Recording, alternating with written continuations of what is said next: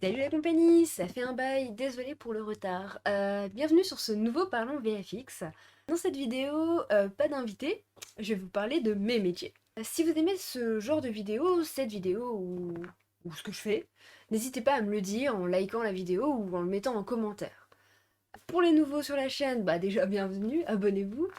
Ne loupez pas le prochain stream, ce samedi 12 juin à 20 h sur Twitch. Je serai en compagnie de Kenza, recruteuse à Illumination MacGuff. Sur ce, je vous laisse avec cette vidéo. Bon visionnage et à bientôt. Bienvenue sur Parlons VFX. Pour ceux qui ne me connaissent pas, je m'appelle Cindy Librec. Aujourd'hui, on fait un Parlons VFX un peu spécial parce que, comme vous l'aurez sûrement remarqué, j'invite personne. Parce qu'en fait, bah, on va parler de mon métier. Donc, je suis créature artiste. Plus exactement, je suis CG généraliste, spécialiste en créature. Je travaille actuellement à Londres, donc dans un studio qui est assez récent, donc il a un peu plus de 2 ans maintenant, qui s'appelle Untold Studio. Et du coup, j'y travaille depuis plus de 2 ans maintenant. J'étais dans les premiers arrivés dans la boîte. Bah pour l'occasion, j'ai fait une nouvelle bande démo pour vous montrer qu'est-ce que je fais. Donc, bah on va la lancer.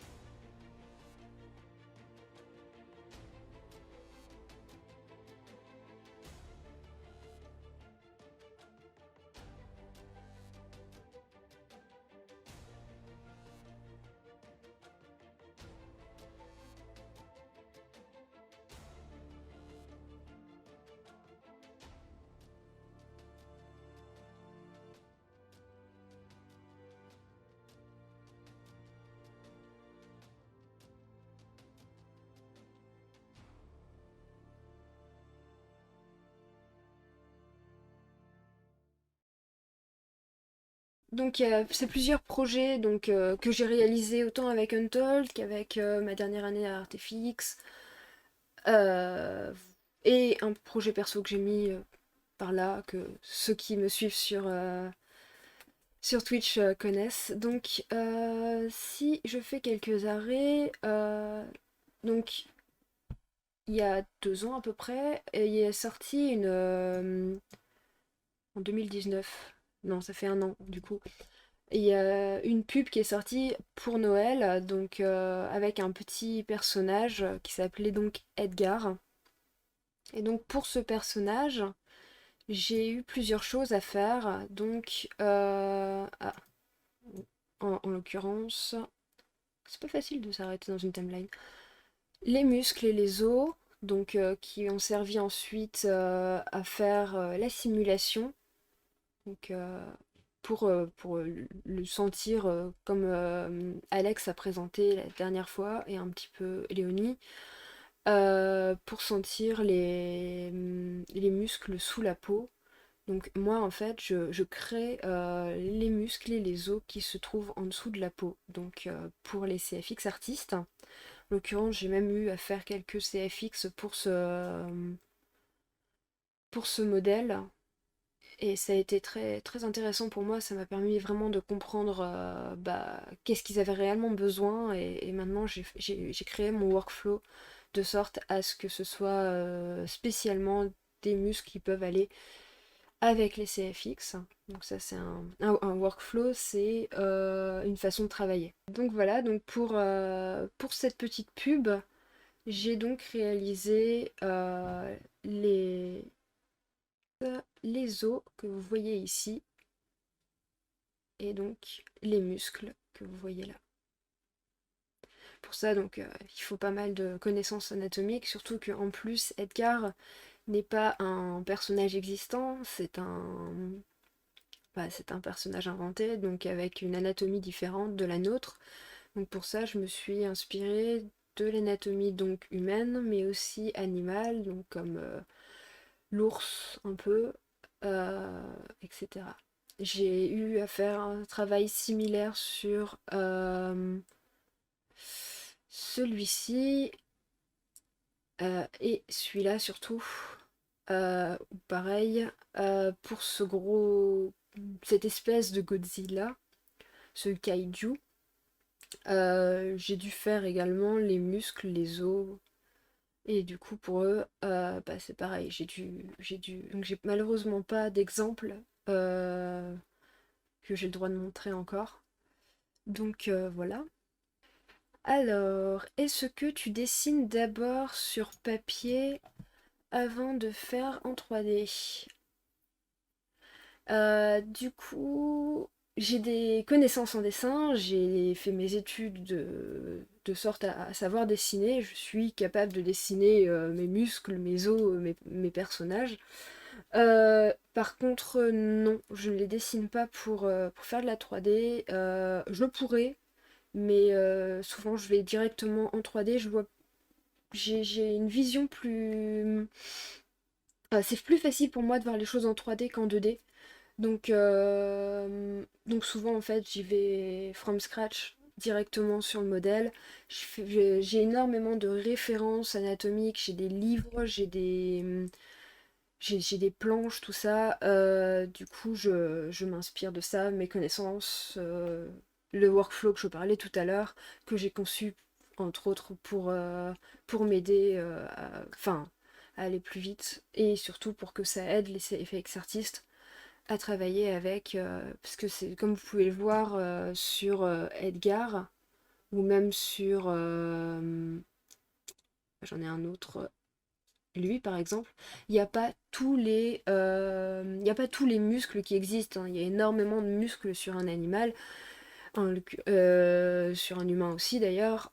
Je vais pas refaire tous les muscles, je vais essayer de comprendre le mouvement que vont avoir les muscles et refaire de sorte à ce que en CFX ce soit simplifié. Du coup, voilà, voilà. Donc ça c'est pour la partie muscles. Donc j'ai réalisé les muscles de Edgar, donc le petit dragon, du kaiju et de et du taureau. Donc quand je dis muscles, je fais toujours les muscles et les os. Comment les animateurs savent comment et quels muscles animer? Alors les animateurs ne vont pas vraiment animer les muscles, les animateurs vont animer les membres, le personnage. C'est ensuite les CFX artistes qui vont animer les muscles par rapport au mouvement qu'aura donné l'animateur. J'ai mes autres travaux, parce que je ne fais pas que ça, je fais aussi donc du modeling.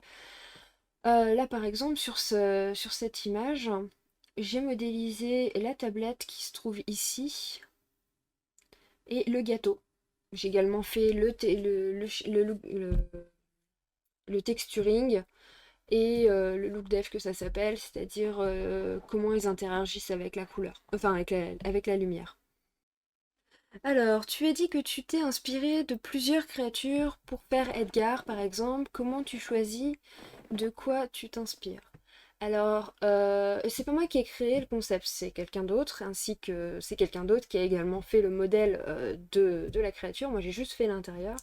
Donc, juste, je me suis inspirée. Donc, par exemple, quand j'ai fait le crâne, donc c'est pas un crâne existant, bien sûr, hein, j'ai tenté de comprendre comment le modeleur, quelle référence il avait eu et à quoi ça me faisait penser. J'ai donc fait une sorte de mixte entre un lézard et un singe. Donc toute l'arcade sourcilière, ça a été plutôt le singe et l'humain, alors que toute la partie du museau a été plutôt reptilienne. Euh, pour les ailes, je me suis inspirée des chauves-souris, bien sûr. Par contre, tout ce qui a été de les accrocher sur les omoplates, etc. Et voilà, j'ai juste essayé de matcher par rapport au modèle que le modeleur avait fait pour pouvoir le réaliser. Voilà, j'ai utilisé plusieurs références comme ça. C'est un projet que j'ai vraiment apprécié, c'était l'un des plus gros projets avec Churchy de quand j'ai commencé à Untold. Et j'ai eu énormément de choses à faire dessus, donc en l'occurrence, donc je disais, donc j'ai fait le squelette, les muscles. J'ai un peu travaillé donc avec les CFX, mais vraiment basiques. Et j'ai eu aussi à faire toutes les blend shapes faciales que je vais donc parler après, parce que mine de rien, c'est l'un de mes boulots principaux. Tu peux... Donc, toi, tu pars d'un modèle 3D dans lequel tu mets des muscles ou juste d'un concept art et tu crées ton modèle. Alors voilà, ça c'est moi en tant que créature artiste junior, je n'ai donc pas encore la possibilité de faire les modèles euh, complets, c'est-à-dire extérieurs, comme cette tortue.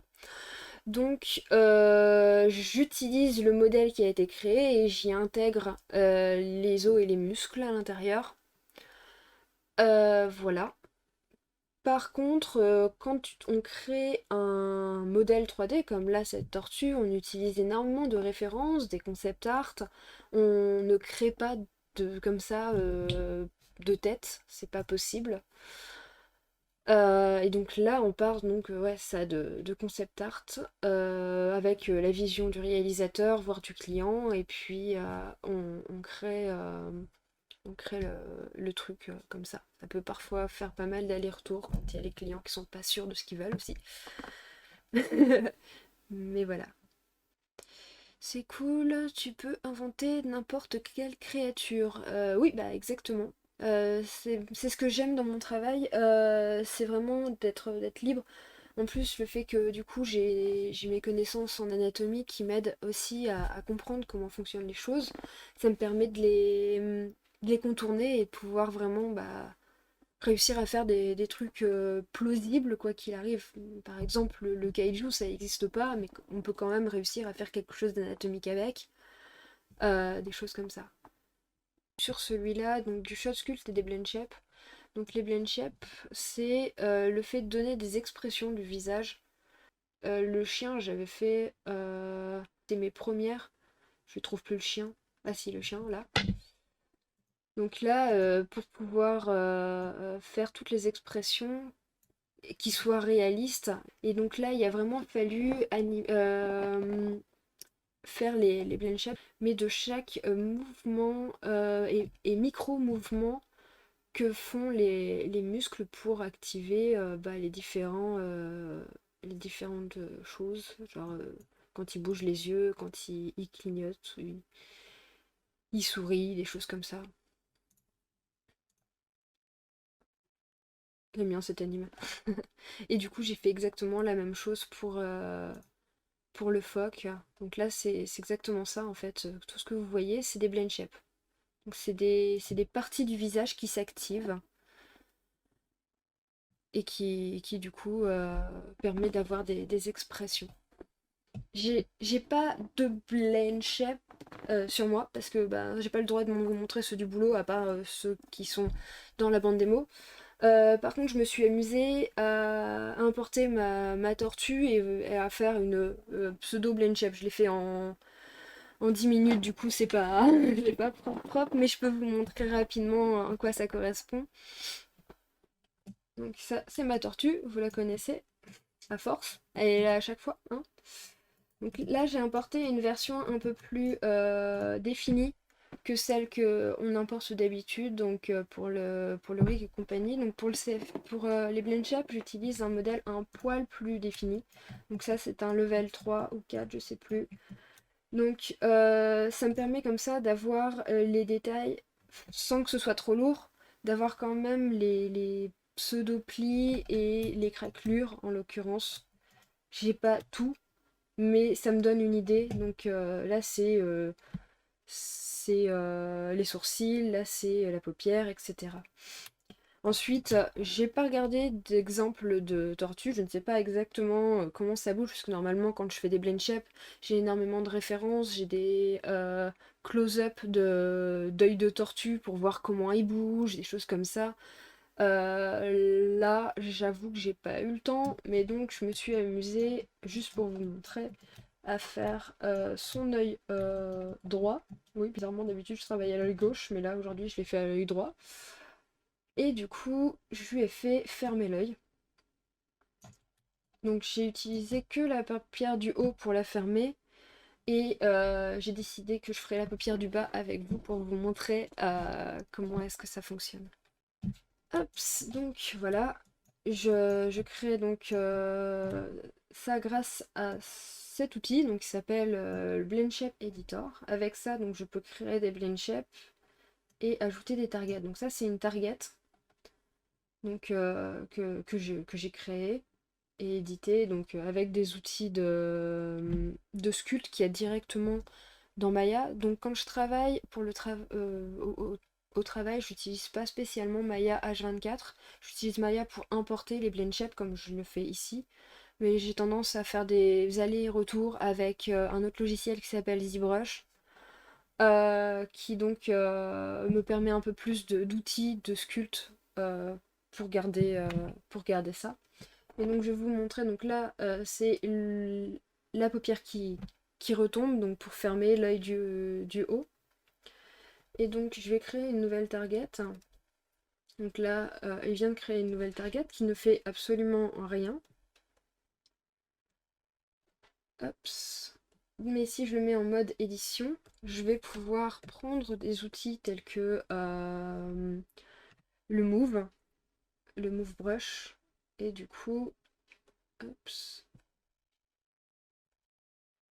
je vais l'agrandir à la main, ce sera plus simple.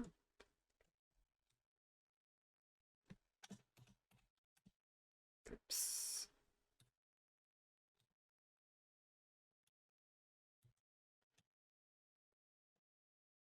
Pour être sûr, je vais retirer. Et du coup, je vais venir en fait pousser les points, mais en veillant à ne pas trop déformer la topologie. Vous voyez, la topologie, c'est très important en modeling parce que c'est ces quadrillages que vous pouvez voir.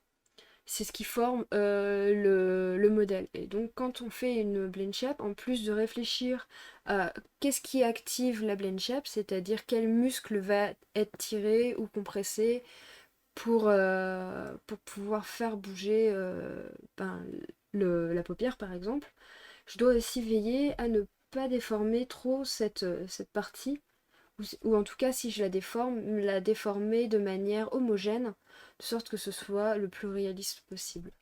Et donc je vais venir rapidement le faire, ce ne sera pas quelque chose de propre, vous attendez pas à un truc de merveilleux. Ça met plusieurs... je mets plusieurs heures sur chaque blend shape d'habitude. Et du coup, je vais venir... Oups. Puis en plus, surtout, d'habitude, j'utilise ZBrush, qui a tendance à avoir un outil que j'aime beaucoup, qui me permet vraiment de garder la forme. Là, je dois compenser. Mais du coup, je peux venir comme ça, le bouger. Et si je réfléchis, quand il ferme la paupière du haut, peut-être que je vais activer la paupière du bas pour voir déjà s'il se touche. Non. Donc je vais l'agrandir un petit peu. Hops. Et je vais y réfléchir, en fait, en général, ça fait aussi bouger un peu cette partie-là et un peu cette partie-là. De sorte à ce que quand ça s'active, comme vous pouvez voir, ça fait partir autant un peu cette partie-là et un peu cette partie-ci. Voilà, voilà. Et donc si on active les deux, hops, en même temps j'ai dit, voilà, il est fatigué, il ferme les yeux. Donc voilà, là c'est un truc que j'ai fait vraiment rapidement, mais quand on le fait pour de la production, on réfléchit vraiment à savoir qu'est-ce qui va être activé, qu'est-ce qui ça va influencer, parce que quand ça descend, bah, ça peut influencer vachement plus haut, comme ça peut être juste sur cette partie-là. Voilà, je peux faire d'autres rapidement, genre par exemple un snare. Oups, j'ai pas activé le bon là. Oups.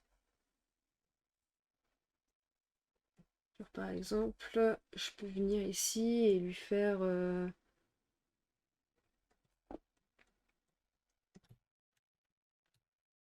oups. Et donc là, peut-être que ça va venir ici pousser cette partie-là et gonfler cette partie-là. Et si on l'active ensemble, ça va venir donner cette sensation qu'il ouvre sa narine. Bon, à mon avis, une tortue peut pas faire ça. Mais voilà, ça vous donne un peu une idée de ce qui peut être fait. Et donc, c'est ce que je disais, il faut toujours veiller à garder quelque chose d'homogène et à ce que le maillage ne bouge pas. Voilà, comme ça. Donc voilà, ça c'est la partie blend shape. Donc j'ai énormément de références pour ça que j'utilise. Donc il y a tout ce qui est références que je trouve sur internet, genre les vidéos, etc., qui bougent. Donc ce qui me permet comme ça de voir par exemple comment une tortue, comment un autre animal interagit, genre quand il ferme les yeux, quand il sourit. Oui, même les animaux ne sourient pas vraiment, mais parfois ils ont des tics, donc on a tendance à faire quand même un peu un sourire qui au final peut-être qui servira pas, mais on va le faire quand même. Hops, comment tu fais le lien entre ZBrush et Maya pour les blend shapes? C'est simple, j'utilise l'OBJ. Donc l'OBJ c'est un export de fichiers. Donc j'ai tendance à donc exporter juste mon body, donc la partie que j'ai besoin. Je le sors en OBJ en gardant tout ce qu'il faut, c'est-à-dire les UV, etc. Je les importe ensuite dans ZBrush. Dans ZBrush, je fais toutes les modifications en utilisant des layers. Donc si je viens ici par exemple, donc là c'est un projet que j'ai fait dans ZBrush. Je viens ici, pouf, je viens dans mes layers, je crée un layer, donc souvent j'appelle neutre, où j'importe le modèle pour être sûr que bah, ce modèle-là, c'est la dernière version. Donc parfois je remets à jour parce que parfois les modeleurs changent des choses alors que j'ai pas terminé de travailler sur les blend shapes, ou bien tout simplement ils ont changé des trucs alors que j'ai fini de faire les blend shapes et du coup il faut mettre à jour. Et du coup en fait ce neutral que je crée ici me permet d'importer la dernière version, donc qui vient faire une sorte de blend shape entre l'ancienne version et la nouvelle version. Et ensuite, je vais créer d'autres layers qui vont ensuite me permettre, chaque layer correspond à une blend shape. Une fois que c'est fini, je vais créer plusieurs layers qui me vident, mais je vais cacher ceux que j'ai pas besoin. Je vais exporter juste le layer que j'ai besoin et en OBJ. Et comme ça, je peux le récupérer dans Maya avec, avec tout ce qu'il faut. Donc bien sûr, j'utilise toujours le même nombre de points. Donc, donc là, il est pas retopologé ce truc, du coup je peux pas le montrer dessus, mais normalement donc c'est un modèle retopologé, donc comme ce que vous avez vu sous Maya, donc avec tous ces carrés. Et du coup, je vais pas rajouter ou enlever des points, parce qu'en fait ça se calcule il faut que quand on fait des blend shapes, il faut qu'il y ait exactement le même nombre de points. C'est un peu technique, je pense que je vais vous perdre si je continue sur ce terrain-là. Donc voilà, ça c'est la majeure partie de mon travail, c'est de faire des blend shapes. Donc facial. Et donc ce que je disais, pour ça, j'ai dû pas mal apprendre à observer donc comment la nature fonctionne, quels muscles ils utilisent, etc. J'ai également des facts qui s'appellent, donc c'est des papiers scientifiques, un peu chiants à lire, euh, qui répertorient tous les muscles qui sont utilisés pour chaque expression. J'ai ici un exemple que je peux vous montrer. Hop, donc. Et là, en plus, celui-là, il est génial parce que il y a en plus à côté un exemple GIF de l'expression qu'elle correspond. Donc, on peut observer, donc là ça fonctionne pour l'humain, je dois le retranscrire ensuite pour les animaux, parce que c'est très rare que je fais des blind shapes humaines. Mais du coup, voilà, par exemple, outer brow, donc c'est le fait de lever le sourcil, donc la partie donc là. Il faut toujours séparer, genre par exemple, même si c'est pour faire tout le sourcil, mais en fait je vais pas faire tout le sourcil, je vais faire juste cette partie-là et juste cette partie-là, et c'est l'accumulation des deux qui va créer le sourcil complet. Voilà, ce sera, enfin, plus il y a de blend shape, plus l'expression va être la plus euh, réaliste. Donc j'utilise pas mal ce genre de choses. Donc ça s'appelle un FACS, F-A-C-S. FACS, ça signifie Facial Action Coding System. Et donc ça ça a été créé pour comprendre comment, enfin quels muscles sont activés lorsqu'on fait les différentes expressions. Pour les gens qui connaissent la série Lie to Me, ils utilisent le fax pour déceler les mensonges. Et puis c'est ce que je disais, donc j'ai pratiqué, donc ça c'est entre autres les derniers facts, donc ça c'est des facts de chat. Mais du coup il y en existe pour les humains principalement, mais il existe aussi pour les animaux autres, genre chiens, chats, chevaux je crois. Je les ai pas ceux-là, mais je crois qu'ils existent. Et du coup c'est des recherches scientifiques qui m'aident comme ça à comprendre comment ça fonctionne. Et il les compare avec les fax humains. Donc ça permet comme ça, moi de mon côté, de pouvoir tester en faisant moi-même les expressions, voir qu'est-ce qui est trigger. Et d'ailleurs, pour les blend shapes, une fois que tout a été créé grâce à l'outil de Blend Shape Editor, j'exporte chaque blend shape, genre en dupliquant le modèle avec juste la shape qui a été faite. Et ensuite, c'est envoyé au rigger, et c'est en fait le rigger qui va gérer comment est-ce que les choses vont être activées ou pas. Et comme ça, il n'y a plus besoin de réfléchir à comment il faut activer la chose ou pas. C'est comme ça, quand il y a l'animateur qui va bouger un contrôleur, ça va automatiquement déclencher une blend shape ou plusieurs blend shapes à des degrés différents pour que ce soit utilisable et réaliste. Voilà, voilà. Du coup, j'ai aussi fait les blend shapes du... Comment on appelle ça? Du kaiju, du coup, toute la partie là où... Ah, non, pas... Où il crache. Donc avec les naseaux qui bougent, les yeux, les naseaux, tout ça qui bouge, bah c'est moi qui l'ai fait. Et ça a été assez compliqué sur celui-là parce que il est fait en roc, en pierre en fait. Enfin, il y a des parties, on dirait que c'est des pierres, il fallait surtout pas qu'ils soient déformés. Alors que d'habitude, bah, le fait de faire des blend shapes, c'est de déformer des éléments. Bah là, je devais veiller à garder les parties ici, là, tout ça. Ça devait vraiment pas être déformé, ou en tout cas le moins possible. Du coup, ça a été pas mal de... Enfin, j'ai bien aimé travailler là-dessus parce que justement, ça a été un peu un challenge à faire, de réussir à bouger les différentes parties sans que ça bouge les parties qui ne devaient pas bouger. J'ai également fait tous les... Genre quand il gonfle le ventre, etc. Mais je pense qu'on ne le voit même pas dans la pub. Ah si, peut-être un petit peu. Là. Mais bon, c'est vraiment subtil. Genre, là, il a gonflé le ventre. C'est moi qui l'ai fait. Là, si on a besoin d'un chien, est-ce serait pas plus facile d'en prendre un vrai et juste de trafiquer ses expressions? Et c'est une excellente question. Pour Churchy, par exemple, je reviens sur la démo. Pour Churchy, donc le chien qui a ici, c'est un vrai chien qui a été casté. Mais le truc, c'est que c'est pas un chien qui faisait du skateboard.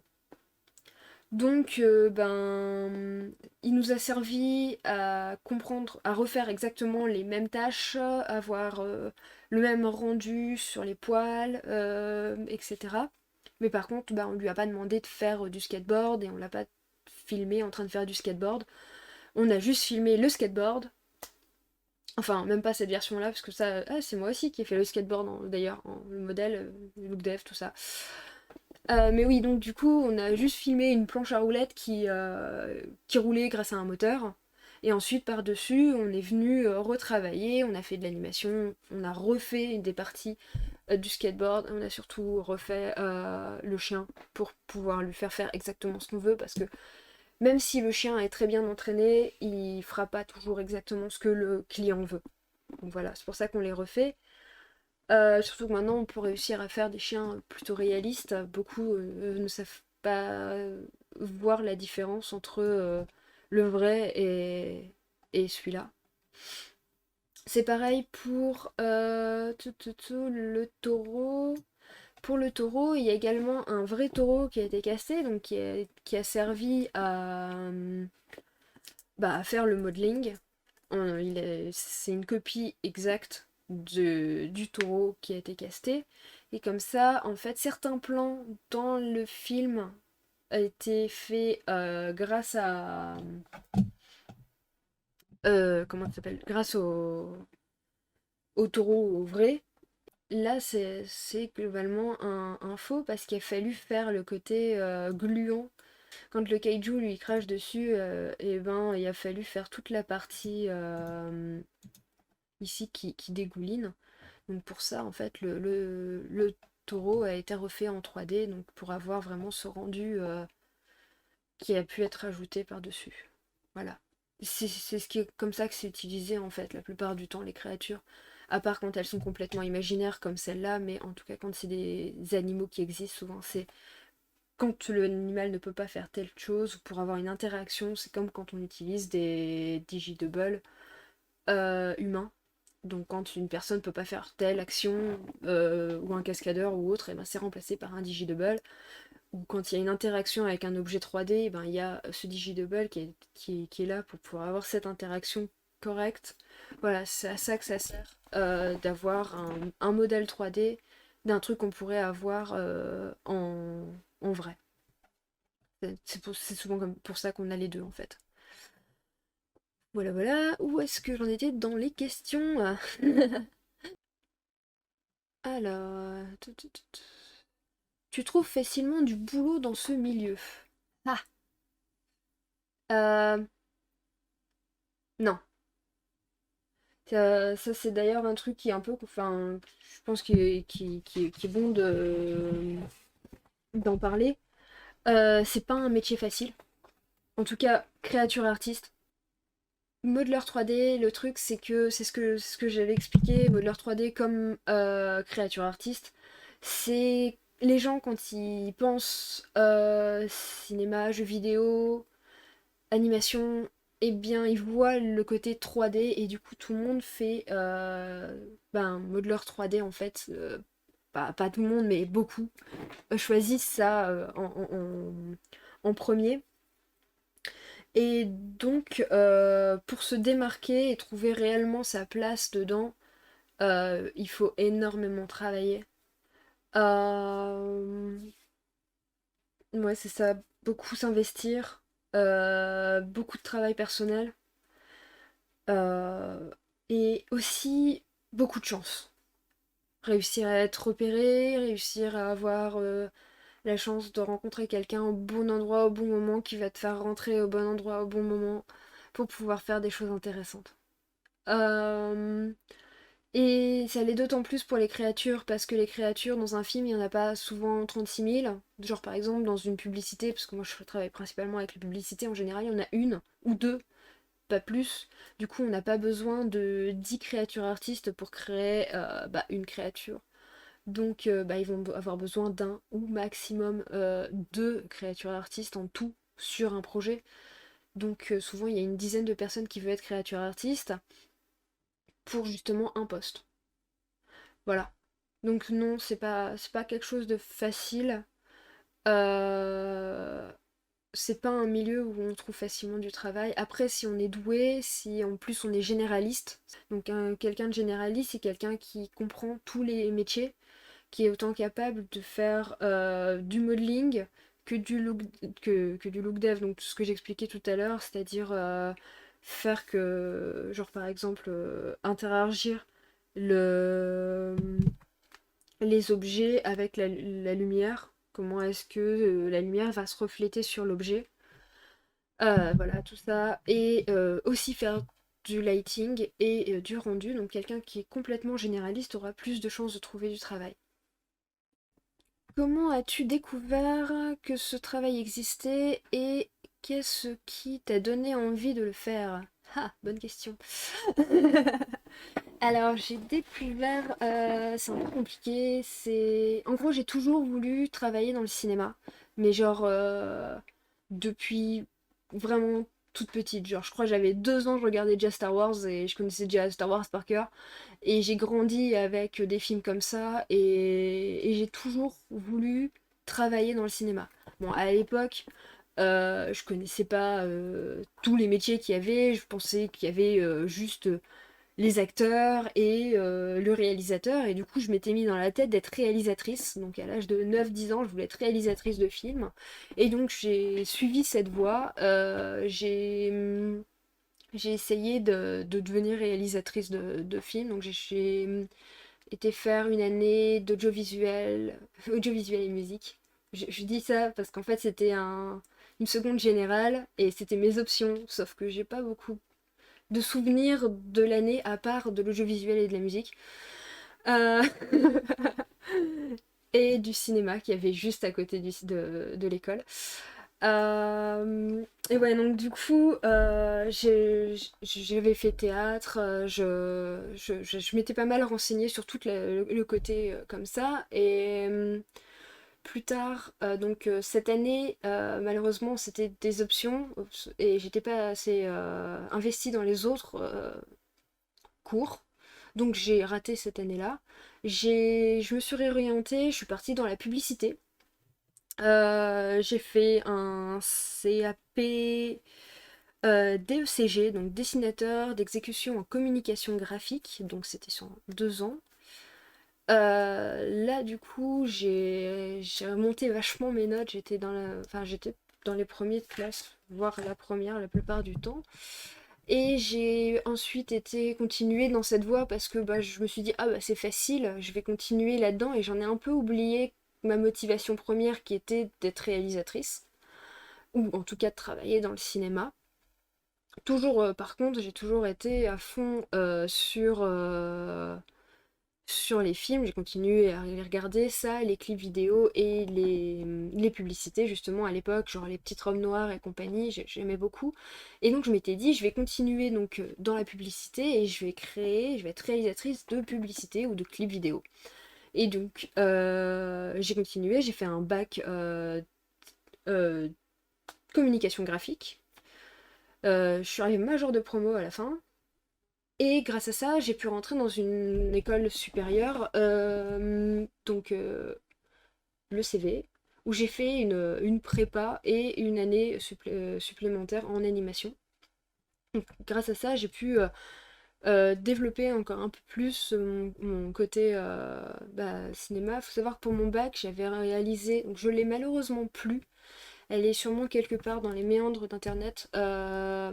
J'ai réalisé pour mon bac un court métrage, une espèce de pseudo fausse pub de parfum. C'était assez marrant. Et donc grâce à ça, en fait, ça m'a permis d'agrandir plus ce côté cinéma, etc. Et donc après ces 2 années à l'ECV, je me suis rendu compte que l'ECV ne pouvait pas m'apporter ce que je voulais. Je ne savais pas quoi, mais je voulais pas être dans la pub, je voulais retourner dans le cinéma, c'était vraiment ma passion.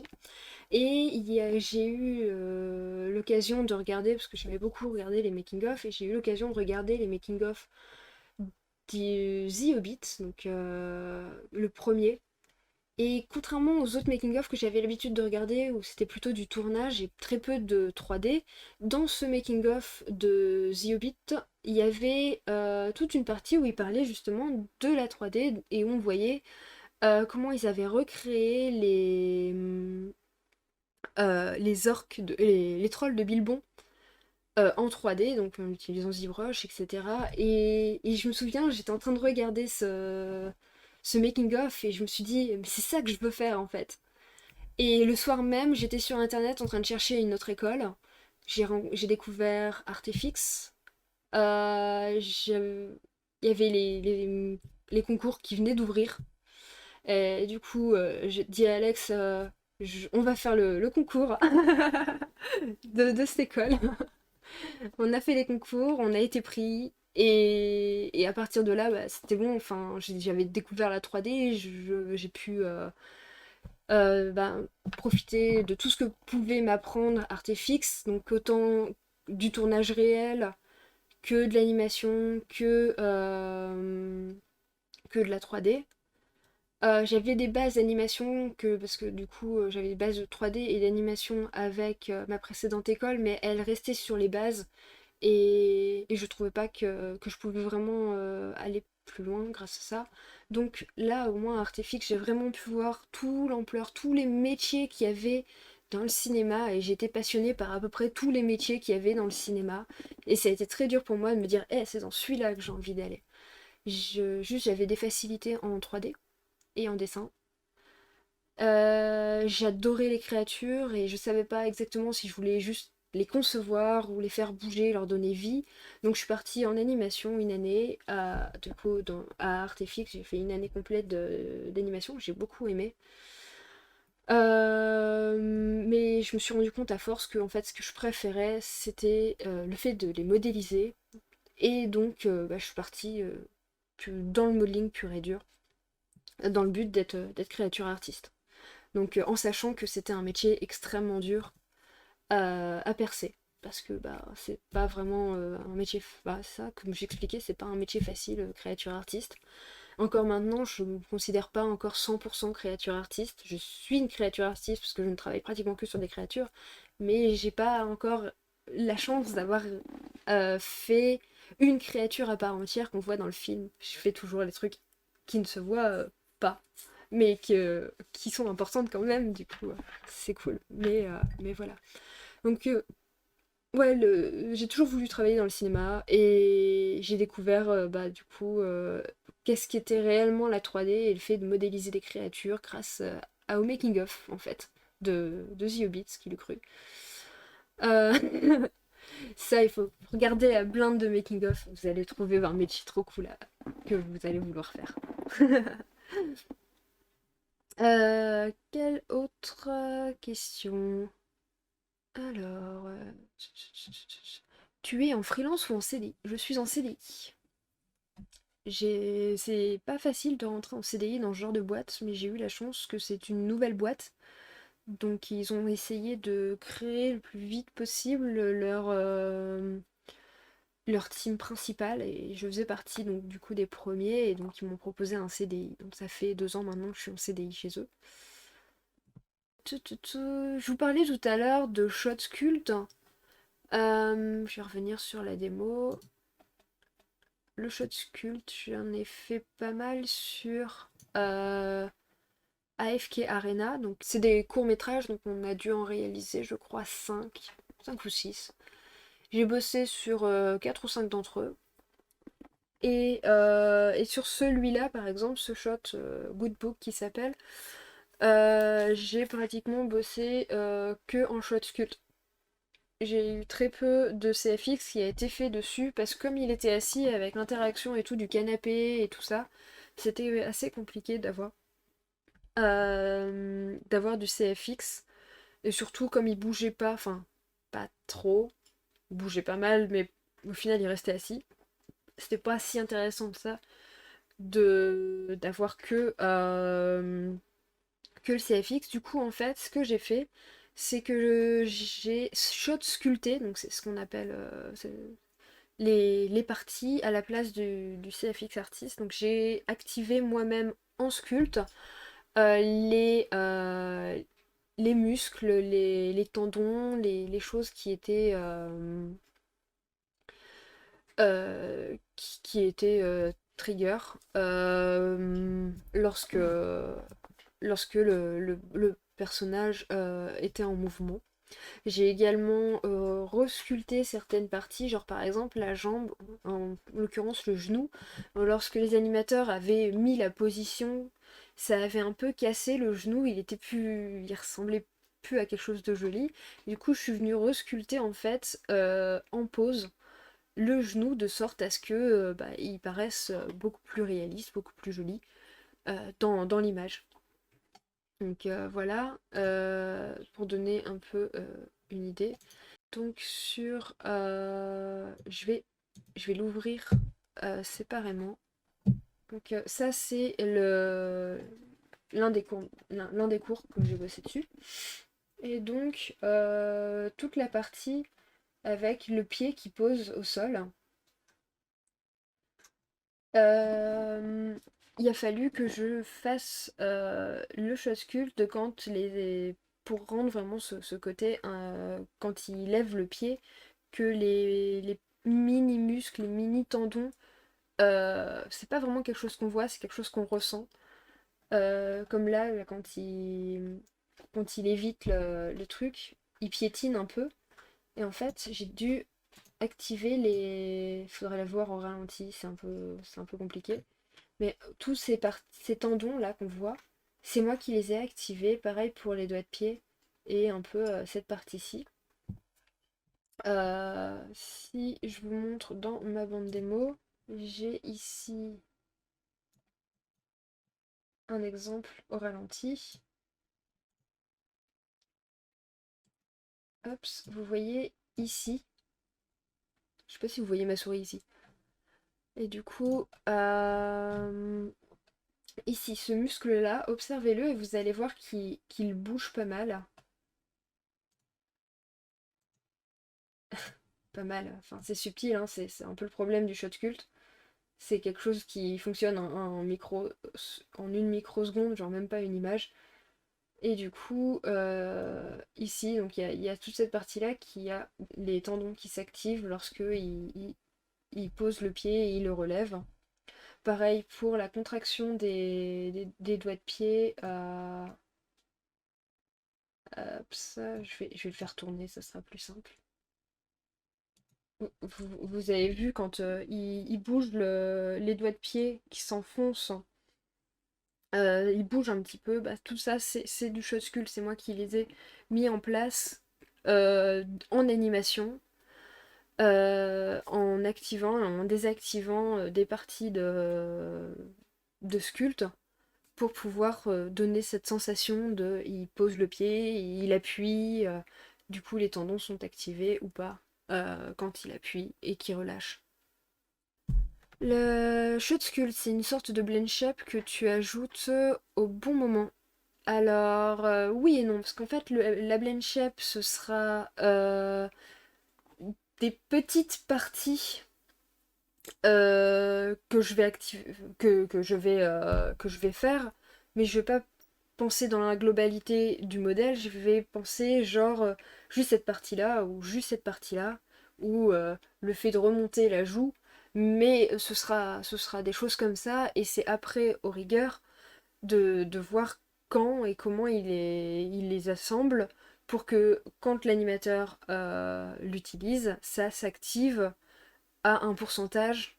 Voilà, c'est vraiment par partie et c'est le mélange de toutes les blend shapes qui va créer quelque chose de cohérent, de joli. Alors que le shot sculpt, c'est une shape. Donc techniquement, je peux utiliser le même outil que j'utilise avec les blend shapes, juste je le trouve pas aussi bien pour ça, parce que j'ai un autre logiciel que je trouve mieux pour ça. Et du coup, pour la blend shape, ce sera dans sa globalité.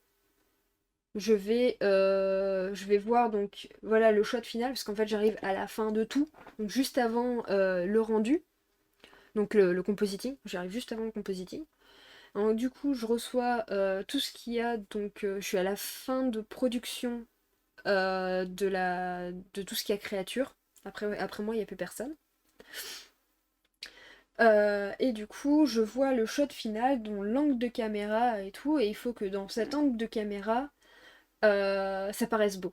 Et donc, je vais resculpter en fait les éléments, donc de sorte à ce que ce fasse joli. Et en plus, je vais ajouter ce petit feeling, donc ce petit crunch, ce petit, je sais pas comment expliquer ça, le tendon ou la poitrine. Donc là, par exemple, sur celui-là, bon, on le voit pas bien parce qu'il a été coupé un peu au montage.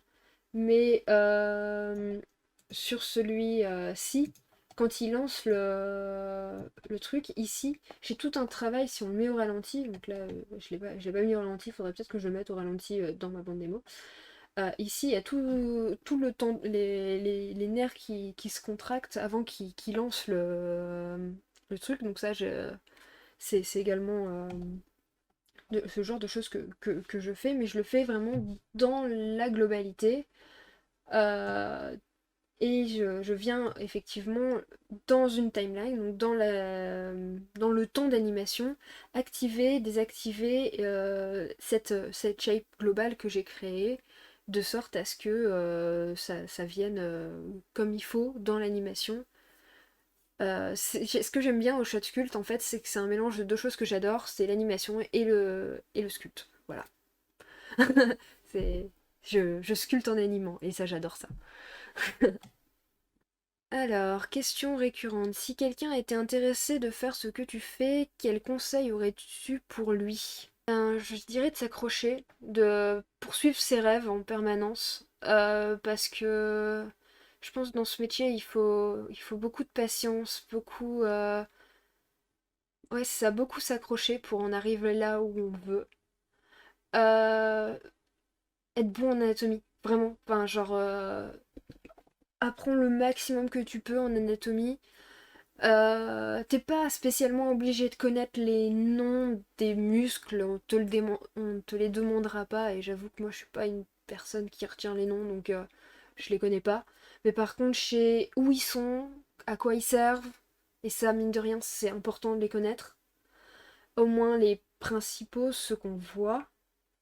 Après, les tout petits, bah, de savoir qu'ils existent, mais de toute façon, souvent je les fais même pas. Euh, Mais sinon, ouais, c'est ça.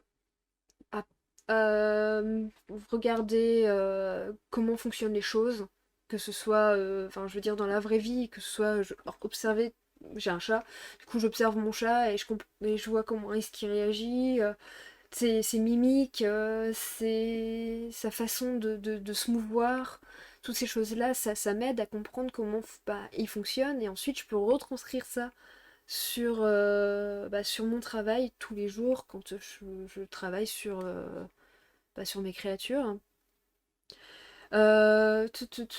Être, ouais, c'est ça, être curieux, bah, s'intéresser au maximum à tout. Moi en plus je suis une fan d'histoire, donc histoire du cinéma comme histoire de la vraie vie, et du coup en fait je me renseigne, je regarde énormément de films, je prends des connaissances là où je peux pour tout. Et ça, mine de rien, je pense que c'est un bon truc à savoir, avoir une bonne, au moins artistique, avoir une bonne connaissance artistique.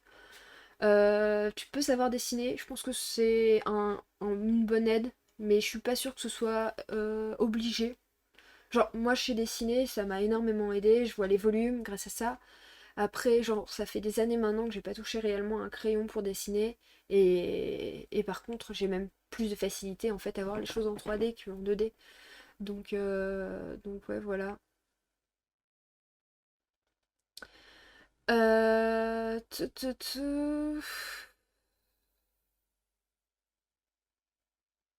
comment tu as appris l'anatomie? En observant, comme je disais, pas mal comment fonctionnent les choses avec mes bouquins. Donc j'ai pas mal de livres d'anatomie. Donc j'ai celui-là qui est juste une mine d'or. Donc ça c'est pour l'anatomie animale. Je crois que c'est le meilleur qui existe actuel. pour les animaux en tout cas. Genre, tous ceux qui veulent être créatures artistes, il faut avoir ce bouquin. C'est. Voilà, c'est. Il est super bien fait.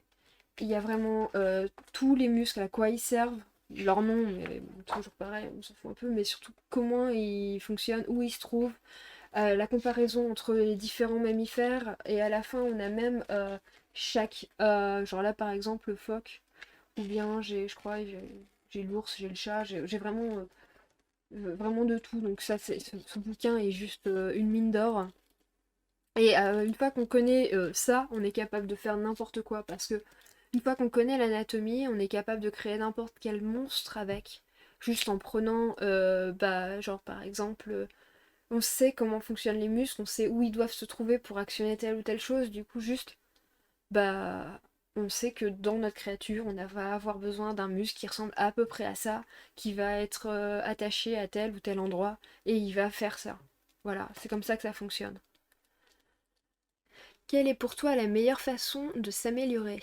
La meilleure façon de s'améliorer, c'est de faire et refaire. Ça arrive tout le monde de se foirer, les gens qui me suivent sur Twitch le savent, ça m'arrive parfois que j'aime pas ce que je fais, et c'est pas grave, bah recommence, ou bien retourne-y plus tard. Mais en fait, t'apprends de tes erreurs, du coup il faut pas avoir peur de se tromper pour pouvoir progresser. Donc voilà, pour pouvoir t'améliorer, il faut faire et refaire. Et moi parfois j'ai mes logiciels qui crachent. Sur le coup ça te frustre, tu perds une partie de ton travail. Au final c'est une bonne chose parce que tu l'as déjà fait et du coup la deuxième fois ce sera meilleur. Et voilà, c'est comme ça que pour moi tu t'améliores. Après c'est ça, et n'hésite pas hésiter aussi à discuter avec des gens du milieu, demander des conseils. Euh, Ça, toujours t'enrichir, ne pas hésiter à montrer ce que tu fais pour demander des conseils. Et surtout, je pense le plus gros conseil que je peux donner, c'est suis tes rêves en fait. En tout cas, j'espère que bah, ça, je vais arrêter là pour ce soir. J'ai mis 15 minutes de plus que les autres, alors que j'étais même pas en interview. Voilà, c'est pour ça que d'habitude c'est moi qui fais les interviews, parce que comme ça je regarde l'heure, et là j'ai pas regardé l'heure. Du coup, merci beaucoup à tous de m'avoir suivi, de m'avoir posé vos questions. J'espère que j'ai pu y répondre dans l'ensemble. Enfin bref, sur ce, bonne soirée, merci encore et tchuss.